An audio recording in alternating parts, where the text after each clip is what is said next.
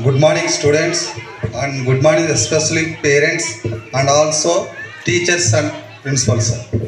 ఈ రోజు జరుగుతున్నటువంటి కార్యక్రమం మెగా పేరెంట్స్ చాలా బాగా చేశారు సార్ గారు.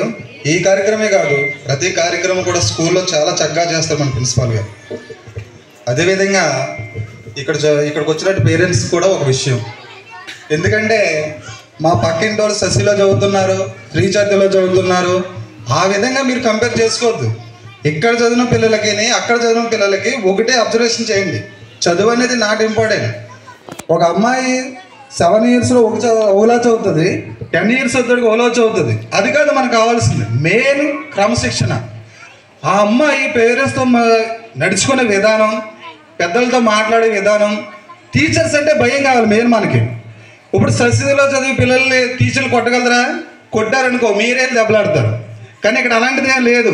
ప్రతి స్టూడెంట్ ఒకేటే క్రమశిక్షణ. అరే దారంటే ఎవరైనా వెళ్తున్నాడు అనుకో, అరే మీ ప్రిన్సిపల్ సార్ వస్తున్నారంటే వాడు గడగడగా వణుకుతున్నాడు. ఆ క్రమశిక్షణ ఇక్కడ నేర్పిస్తున్నారు టీచర్స్. అదేవిధంగా ప్రతి క్లాసులో 30 మంది ఉన్నా మా అమ్మాయి బాగా చదువుతుంది, మా అమ్మాయి బాగా చదవట్లేదు అనుకోవద్దు. ఒక్కొక్కరికి ఒక విధంగా ఉంటుంది. కానీ ప్రతి స్టూడెంట్ని బాగా చదివించాలనే కాన్సెప్ట్ టీచర్లో ఉంది. ఫర్ ఎగ్జాంపుల్ ఒక అమ్మాయికి 90 రావచ్చు, ఒక అమ్మాయికి 35 రావచ్చు. అలాగనే 90 వచ్చిన అమ్మాయిని ఒకే విధంగా, 35 వచ్చిన మార్కులు ఒకే విధంగా ఏ టీచర్ చూడరు.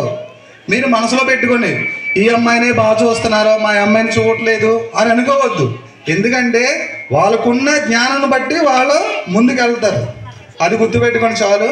ఈ అవకాశం ఇచ్చినటువంటి ప్రిన్సిపాల్ గారికి చాలా థ్యాంక్స్ అండి. Thank you.